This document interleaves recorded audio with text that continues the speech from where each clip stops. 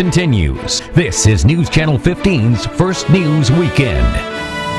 Most people think of dogs or even cats when they think of therapy animals, but not usually horses. News Channel 15's L.Taylor joins us to tell us how a new local program is helping improve the lives of veterans.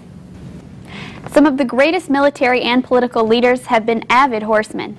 This includes former President Ronald Reagan, who said, "There's nothing better for the inside of a man than the outside of a horse." And a local organization that shares that sentiment is using horses to help veterans.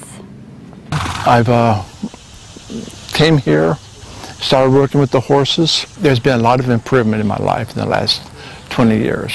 Horses and therapy may seem like an unlikely combination, but that's exactly what goes on at Summit Equestrian Center.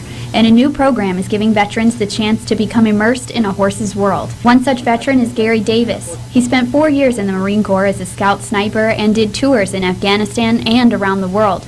But those years in the military took their toll. Davis suffers from PTSD and anxiety. He said he knew he had to do something about it when he finally hit rock bottom. What was that like? Pain, the recognition that I had to really change. It was also empowering. I knew I had to make some changes, otherwise I wasn't going to survive life. That's when he reached out to the VA, and they recommended equine therapy. But why horses? Why not horses? There's a connection with horses, and any veteran that's been through combat, they're going to have a connection with horses. Allison Wheaton is the executive director of Summit Equestrian Center, and she oversees the therapy activities. The newest addition to the program, Geronimo, a wild Mustang that had never before been touched by people.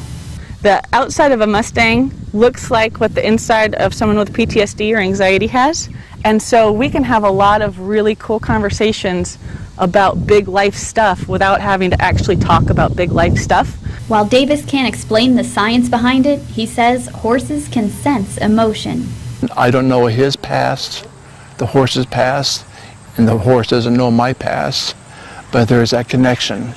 And that connection has made a major impact in Davis's life. He's a proud Marine, but when he went on disability because of his anxiety and PTSD, it was kind of a blow for him. And this is giving him some purpose again and just a sense of pride. So what's it like for Davis to work with the horses? I love it. It's what's it like?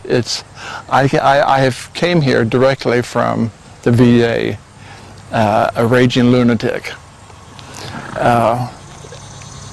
and I have to focus myself, get settled down, then I can work with the horses. Davis wants to encourage other veterans to get help if they need it.